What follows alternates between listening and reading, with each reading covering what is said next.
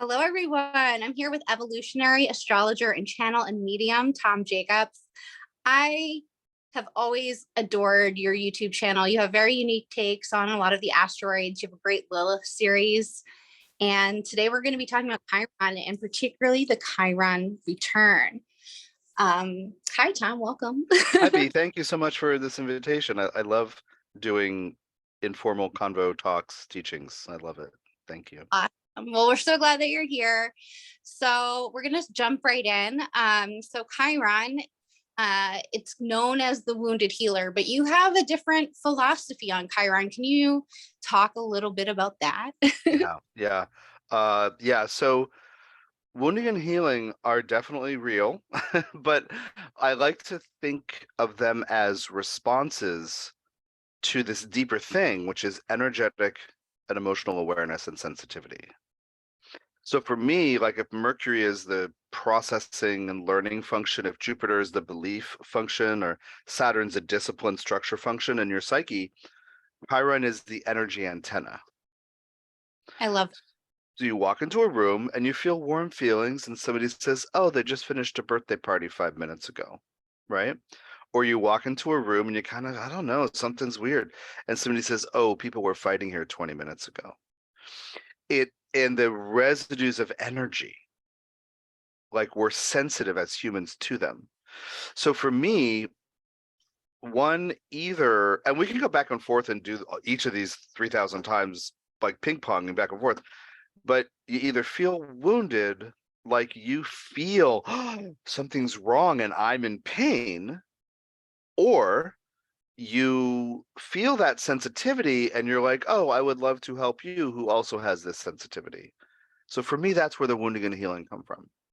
And think about the mythology, that if you know your friends here, your students are checking out Chiron and astrology, what they'll find mostly is a story about how Chiron is immortal and he's a healer and a warrior and as a teacher, but he wounds himself accidentally with poison, but he can't die. But he's searching all the different ways. He can't heal himself and he can't die. What is a centaur going to do? So then he eventually makes his deal with Zeus to trade places with Prometheus, who's having his liver eaten out every day because of stealing fire for humans.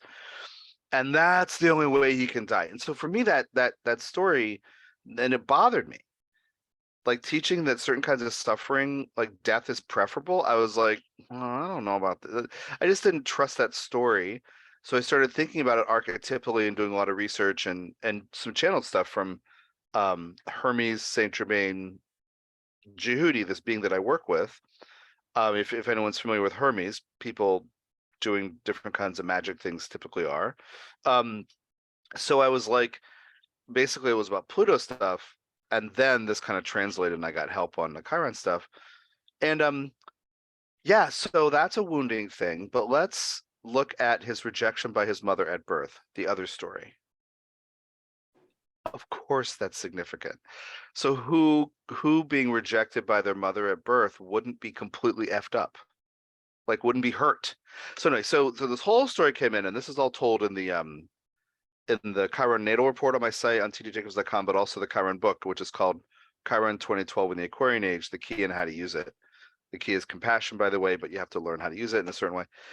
And yeah, so energetic emotional awareness, what's actually happening, and I'll talk about this with my experience of my Chiron return, which happens for each person around age 50, and that I just turned 50 last week.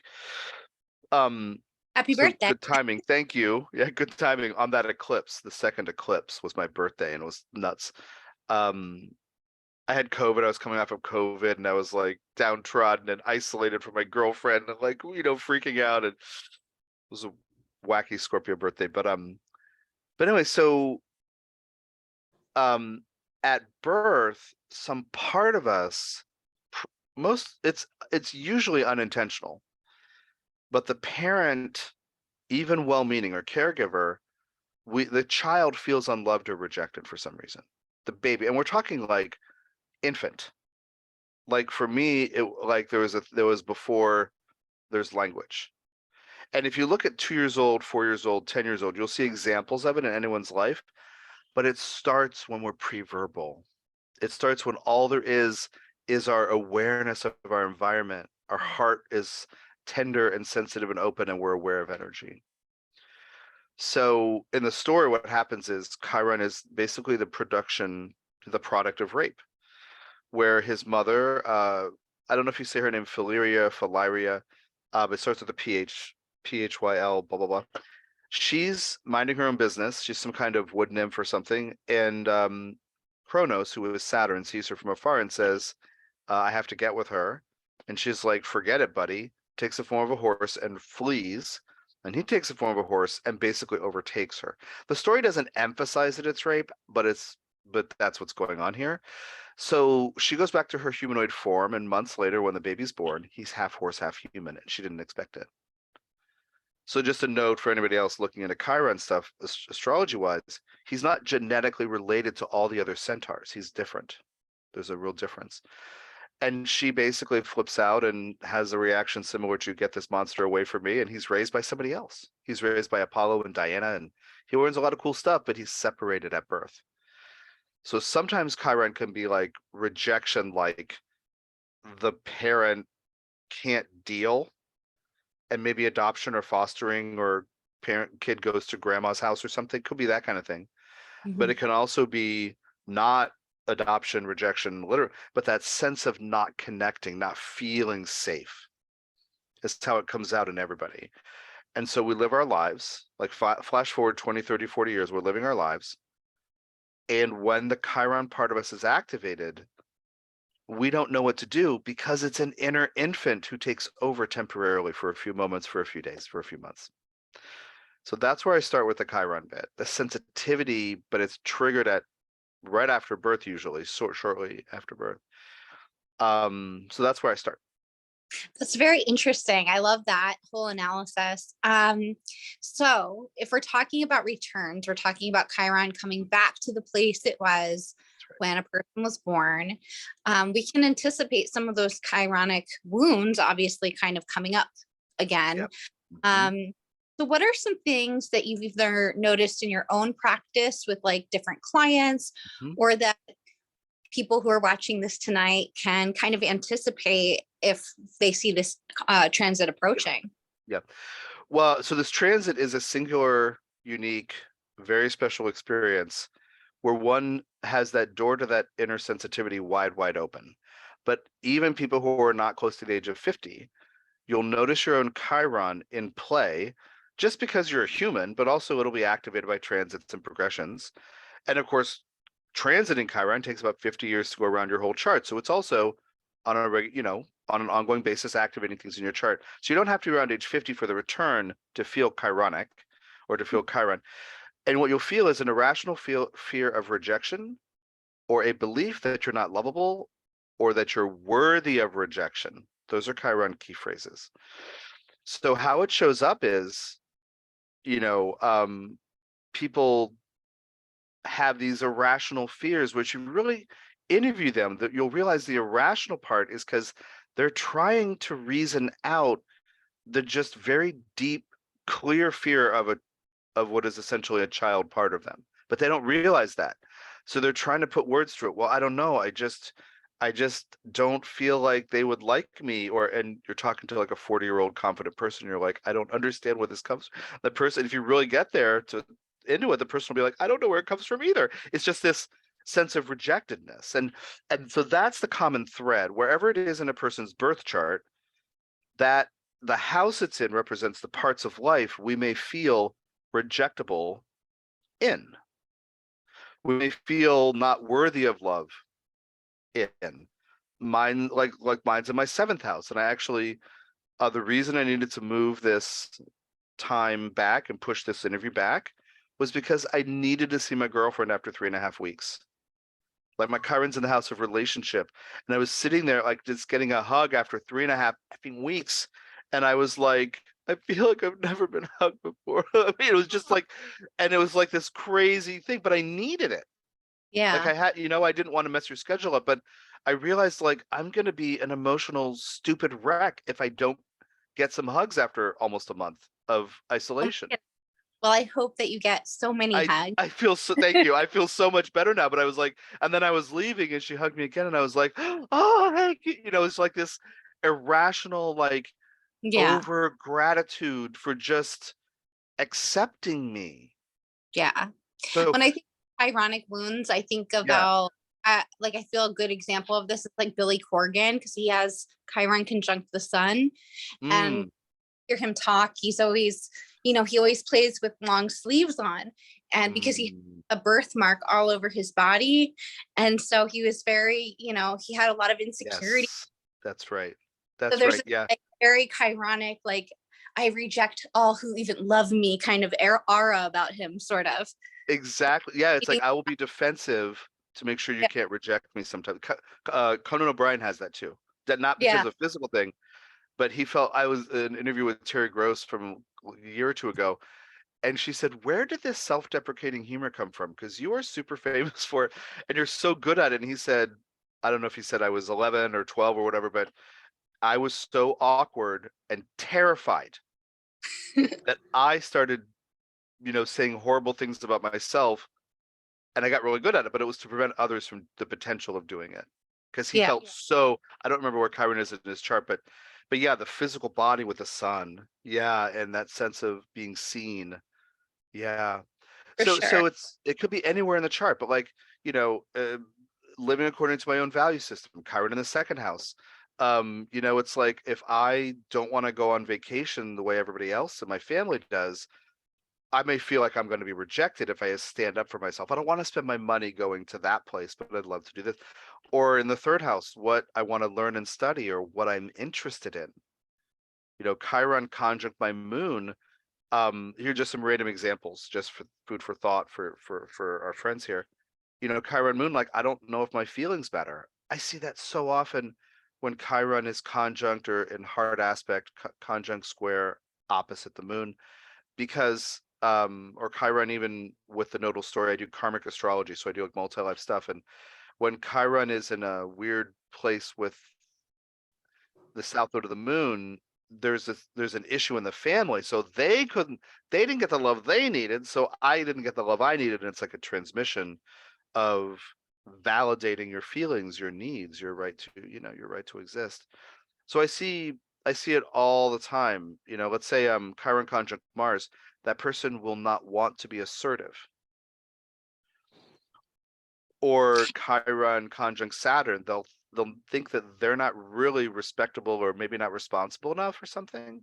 There's like questions, about whatever it's doing in the chart. It's And interesting. I yeah, had Chiron conjunct Mercury, and he was a rabbi, and he was a person that a lot of people came to when they were in crisis, and he provided, yeah, and he saw a lot of horrible things. I mean, he went over to like World War II, he liberated the camps. So like I always felt kind of like there were things that he couldn't speak about that were just so ungodly. And this is someone you knew, a rabbi. yeah, my grandfather had Chiron conjunct Mercury. Hmm. Can I ask what his name was? What his name was? His name was Rabbi Jacob Kraft. Okay. Because I just found out my first rabbi when I was a little kid. He retired when I was like seven or eight. But I just found out literally 3 months ago that my first rabbi was one who went into the camps when they were liberated. He was an army Wow. chaplain. So anyway, I My just found that out and I was like, oh my God, what is this? And then he was an honored guest as an observer at the Nuremberg trials. And I'm like, if I had wow. known that when I was eight, I couldn't have asked him anything, but I'm like so curious. Anyway, just so And well, curious. I'm saying Mercury conjunct Chiron, there were things that he couldn't talk about. You know what I That's mean? right. But I but also yeah. but the Sorry. other no, that's a good, it's good. But the other side of Chiron is when we get beyond the wound, and that's kind of where you started with, like I have a different take on it. Yeah. When we accept our woundedness or vulnerability, when we Hmm. accept our vulnerability and our feeling of being unique, and we don't feel it as a constant wound, we have a unique perspective, and it's an amazing, resourceful gift. Because this guy, your grandfather, could also put into words what other people couldn't in other ways. And the Mercury observation, the Mercury communication, finding novel solutions to old problems. That's a chironic thing with Mercury there. Yeah. And yeah, so there's a There really seems to be a beautiful very thing. Yeah. story in my family. There's a lot of like conjunctions or Mhm. similar like commitments. So I feel like Chiron's, I suspect he's very important to my family story. So I love Yeah, that. totally. Totally, And totally. say that maybe perhaps too, since this relates to a rejection at birth, maybe looking to family members and like chart conjunctions or something like that, or like family patterns could be helpful, or It can be, yeah. yeah, It really can be, especially when a person feels he or she didn't get the love or support or safety he or she needed. yeah, Like sometimes that's anything else. Sometimes that's Mars or Saturn or Pluto or all kinds of things. But sometimes it's here's this this is what I've seen actually when because I do intuitive work too, and sometimes I'll dial back to what's going on with that inner baby, that inner infant. And I mean, more than a few times, I'd say, I don't know, maybe 15, 18 times over the last, my gosh, I don't know, 12 or 15 years with this. I've dialed back to the person and that there's a baby and the parent, their parent is looking in their eyes. That parent doesn't have space to deal with his or her own vulnerability. And so seeing this new baby, this like amazing thing they love, this right in their hearts open, but they can't deal with their plugged up or stopped up emotions.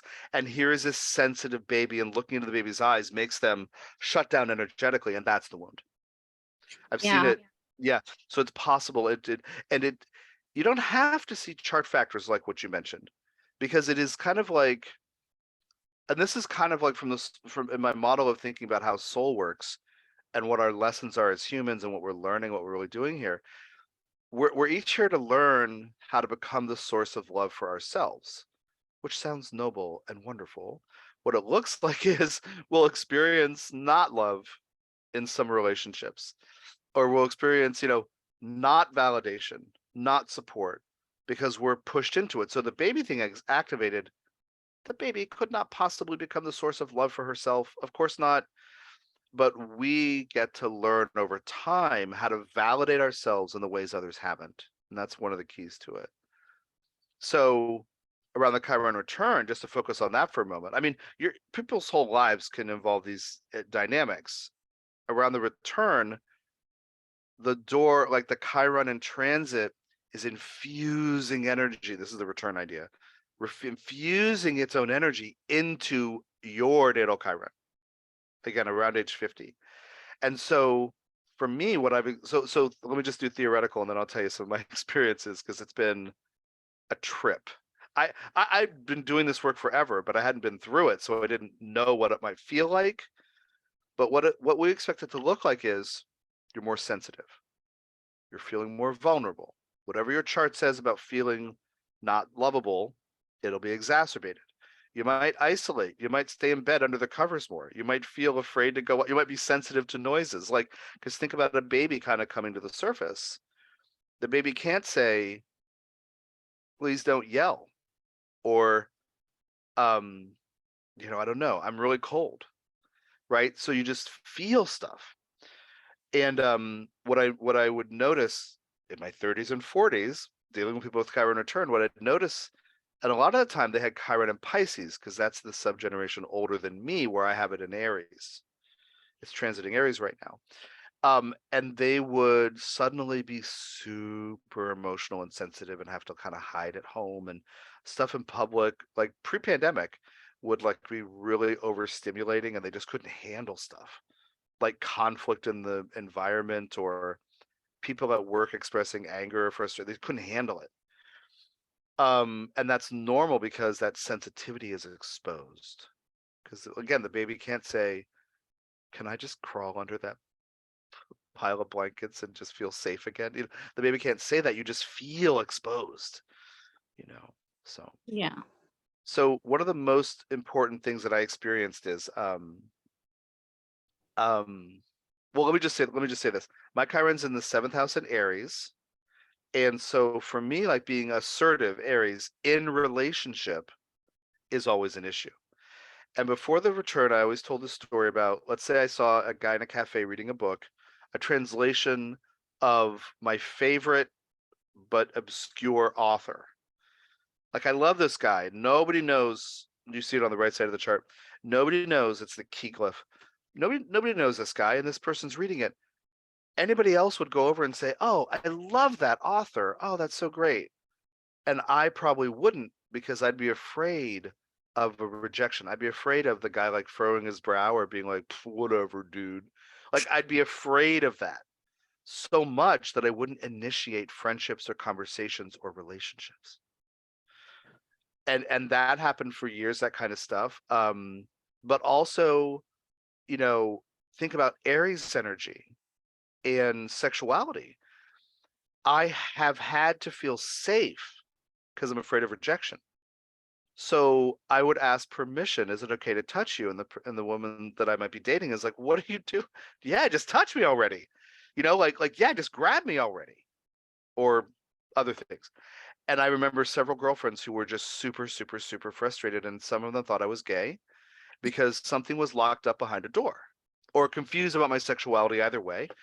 And I wasn't. I just needed to know I wasn't going to get rejected. It's super sensitive. So then I think about what was going on with the baby. What was he not initiating connection with? Well, my dad when I was super young had like this external jovial nature, but a deep grief. My mom had an external go-getter energy, but a real dissatisfaction with life and anger. So what happened months ago with this Chiron return was I felt this weird awareness, and I thought I saw it, like I was sitting and I just had this thing open up in my mind's eye. I thought I saw my dad walk across the room, like a memory. And I was like, oh my God, this is the Chiron baby. But then I realized, no, my brain is saying that blob I later learned is my dad. I didn't see his image. So it was before my eyesight cleared up. Like I was that young. Yeah. Feeling them walk through the room or come to me. I was like blown away because that baby didn't feel safe with either of them because of being so empathic and aware of their emotions. I didn't feel safe because of my mom's anger. I didn't feel safe because of my dad's grief and sorrow and distance. Like it appeared to be indifference toward me, but it was more like as I grew up. But I realized it was more like he couldn't open because he didn't know how, and there was stuff stuck in there. So anyway, so I just had this weird like I saw these blobs walking through the room, and I was like, anyway, that was one experience of the baby feeling on the surface. And how this has really functioned is walking in the hallway where I live, I would start to be short of breath. This is abated, but this was going on for, I want to say 2.5 months, and it's ended 4 or 5 weeks ago. Most of this time I've been kind of isolated and quarantined, but I walk out in the hall and I feel short of breath because I feel other people's energy residues in the hall or through the walls. Like I Wow. feel people, the baby feels the people. Yeah. So then I go outside and like, if somebody's like smoking by a door, somebody's on the phone stressed over here, and I feel it. And then I'm like feeling fear, not asthma, but like anxiety and shortness of breath. And so then I drive to a park to walk. And there's all the people's residues of the energies because hundreds or thousands of people go there every day to walk. So anyway, so I was like, but it took me a couple of weeks to figure out it was the inner baby thing. Wow. Yeah. That's remarkable. Like it's weird when you get those connections. Yeah. How are you, so when people get a reading with you, do you have like a Chiron reading where people can explore this wounding through this lens and like, Yeah, totally. cool. And How do you, because I'm an intuitive, I can find out what was going on as a baby that impacted them. That's one of the wow. things I specialize in. Yeah. Yeah. Awesome. Well, guys, go check out, go plug it. Yeah, thank you. I'm curious, one question about Chiron I've always had to ask, and I love getting different perspectives of. Yeah, yeah. Such a big, okay, so I was born during my dad's Chiron return. I guess, his Chiron, because we have a Chiron conjunction, which I feel like is so rare because how often do people have children that late in life? That's right. Yeah. And it seems significant because well, I don't know if you believe in like the different degrees holding different meanings. Different astrologers have different feelings on that, but it's at the 22nd degree of Taurus, which is like a pretty critical degree. And then it's exactly square my sun, because my son's at 22 Aquarius. There you go. Yeah. So that's like our story. I know how I kind of relate to my own story, but I'm curious like what your takeaway would be from like an evolutionary perspective or your unique perspective on that. Yeah. There are no accidents, number one. I know that my stepmother is, her Chiron is 22 Scorpio. So that's wild. Your mom? My stepmother. Your stepmother. Okay, yeah, okay. Yes. It just, that's a Chiron story right there. Yeah, totally. Well, I'll say, okay, so okay, oftentimes we think in terms of family dynamics that parents teach their children. It goes both ways, including the presence of you as an infant would, during that time of his life, would force him to confront. Now, his wounding, his issues, his sensitivity, his vulnerability, whatever. It doesn't mean he did. It doesn't mean he liked it. But he wouldn't. Your whole life, you are a mirror for him. He cannot ignore his vulnerability. That's where I would start with this. And as far as there not being any accidents, without looking at the rest of the charts, obviously that's part of the teaching that you being brought into the family is meant to, disrupt. You know what I mean? Like, meaning he might sometimes like he's minding his own business, he's living his life, but he can't ignore certain feelings, and it's because you exist. I mean, have you had a good relationship with him? I don't mean to pry, but my dad passed away when I was a teenager. Okay. But he was a problematic person who was my best friend, an okay father. But okay, right on. It was we were like more like friends when, and like I don't know. There were times where he had to be a parent, and then there was times where I felt like I had to be a parent as well. Yes. So there you we go. just had a mature relationship, I guess. Yeah. Well, so you may not have had access to his vulnerability in the same ways without that conjunction. For sure. And, yeah. It's my father was a very tough guy, and right before he passed away, he started going to therapy and taking like medicine and like getting better, and it was like, oh, great, we got a good closure on it. So good. Good. Yeah, it's but you would have been a constant reminder of why he chose to be tough. You know what I mean? Like yeah. I was just thinking about this in a class this morning, talking about I was talking about Libra, but I was mentioning our former president who has the South Node, who has Jupiter and Chiron in Libra together. So that guy is super sensitive, and he has a self-esteem problem, just flat out. And instead of feeling vulnerable, he attacks everybody to prove he's tough. I'm not trying to indict your dad or anything, but just saying, like, Oh, that was who we he feel, was. yeah. My from Brooklyn. He wanted you to know it. Like, there you go. Good. Yeah, there you go. Cultural too. Yeah, cultural too. Yeah.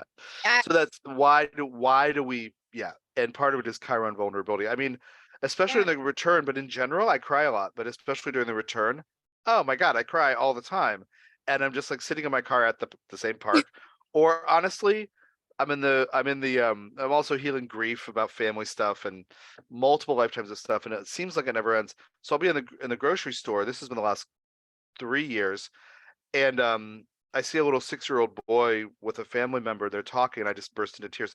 So it's like I can't hide my vulnerability and my sensitivity.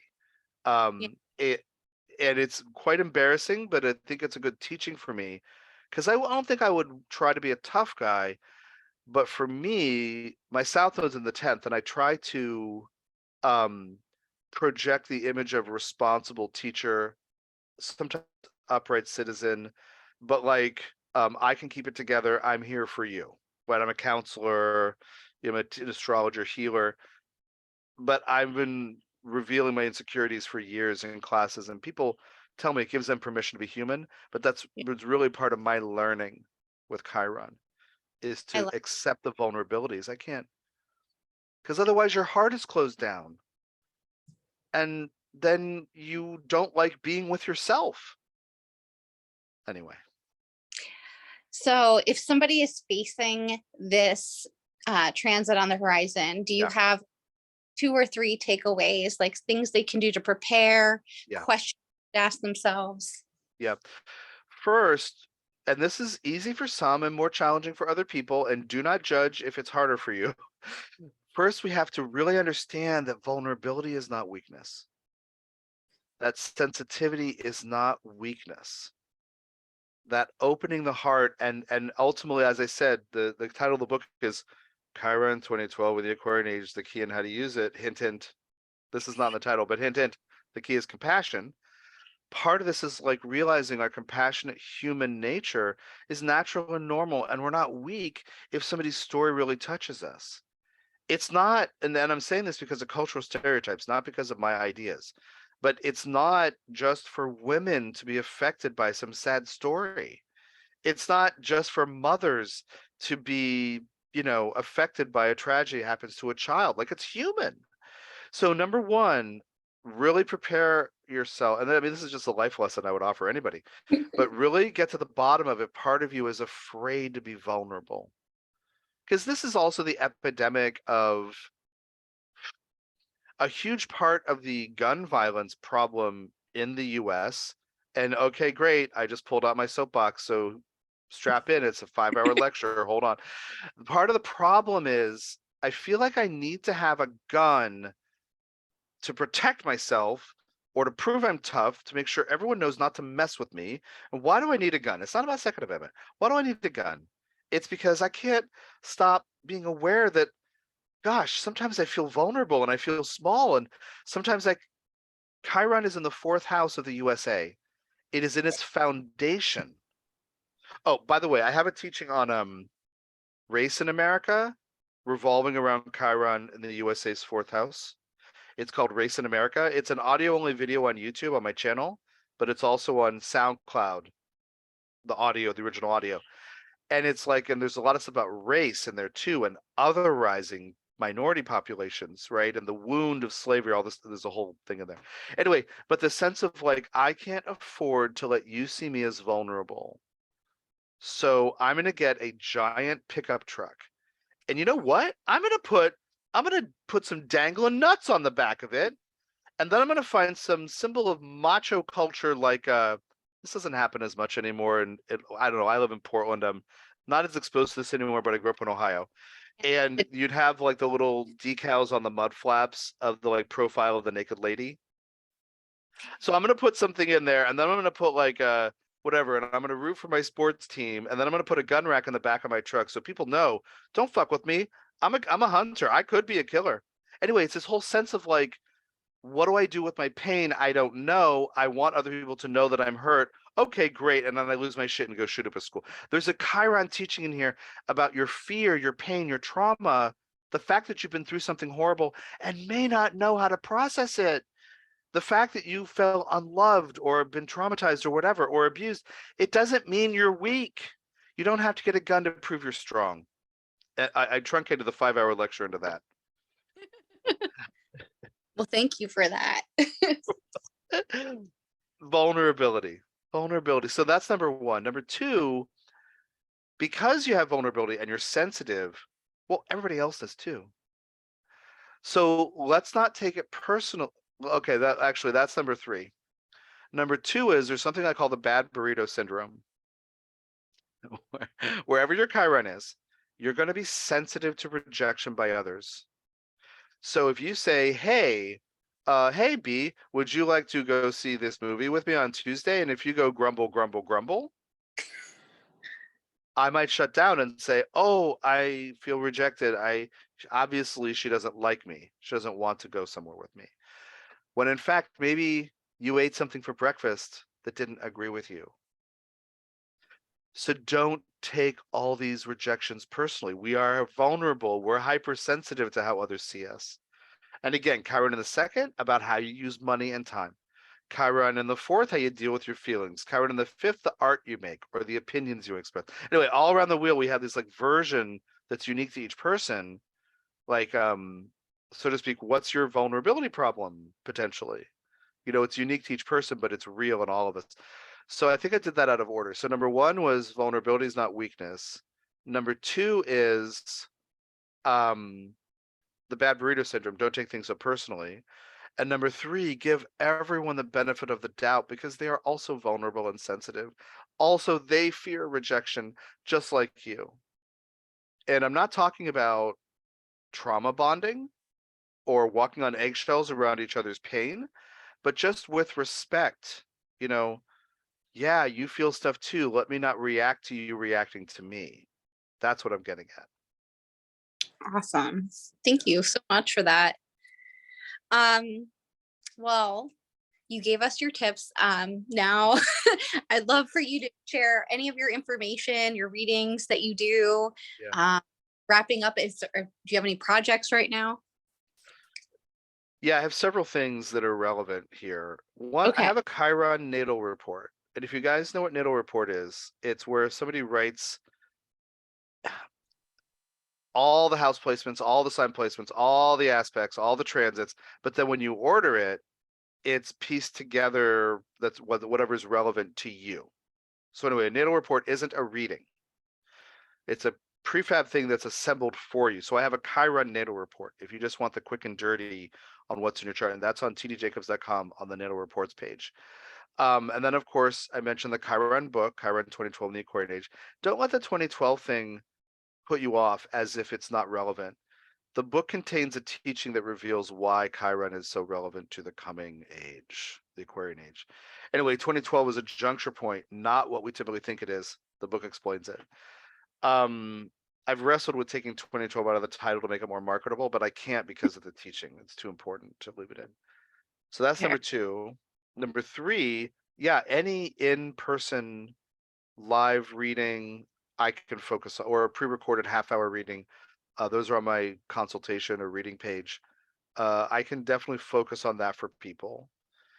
And then there's something I have coming up called the Root Chakra Incubator, which is an 8-week process where it's part individual coaching that's private, but then everyone who signs up, and I'm shooting for like 30-ish people, everyone who signs up will be able to opt into these group calls over the 2 months to learn about the root chakra issues. And I'll explain that in a sec, including Chiron stuff from baby time, from infancy. But it has to do, the root chakra is the foundation of the energy field. I'm assuming you guys work with this and understand this. And there's family survival issues, family connections, cultural conditioning, you know, like feeling accepted in the world, feeling safe in the body. So therefore it brings in childhood stuff and family issues, even body image issues, eating issues. It's like I have a list on my site of all kinds of things that are relevant. But the root chakra incubator, because a lot of us may have been taught that to do spiritual work, you have to go up in your chakra field. And I say, no, you have to go down to the root, work on all those issues, work on chakras 1, 2, and 3 over and over and over and over again. So you have a solid foundation. So you're grounded and sane and stable. The upper 4 chakras naturally relax open. This is the teaching that I bring through. And the chakra course, which is an audio only home study thing, is good for that. But I'm taking that first MP3 about the root chakra, the first chakra alone, and building this 2-month workshop around it. Because when I teach the root chakra, everybody needs more time. You can't do chakras 1 through 7 in 7 weeks effectively. It doesn't work because this person is dealing with an inner infant who can't reason. So it takes time for the emotions to unfold or to whatever. So anyway, so then I made the chakra course to give more people time on their own pace, and that's worked. But now I want to work with people again on the route. So that starts January 20th. I'm super excited about it. And anyway, so they can see what's up. Look for the orange and black picture of the tree on my site called the Root Chakra Incubator. And Awesome. if it goes well, I'm going to offer it like 3 or 4 times a year to really give as many people as possible the chance to work through these dense issues that we don't know how to work through sometimes. That sounds amazing. Thank you so much for sharing your wisdom with us today. Thank you I for your have to invitation. say, Thank you. this was a very unique look on Chiron. And if you guys want to explore Chiron more, Tom has great videos on YouTube available for free too. Yes, So yes, yes. make sure like you connect with his work. I certainly do. And I hope you find it well. Have a good night, Tom. I hope you get a lot more hugs. Thank you very much. I will, now that I'm free and clear. Thank you very much, B, for the invitation. Take care.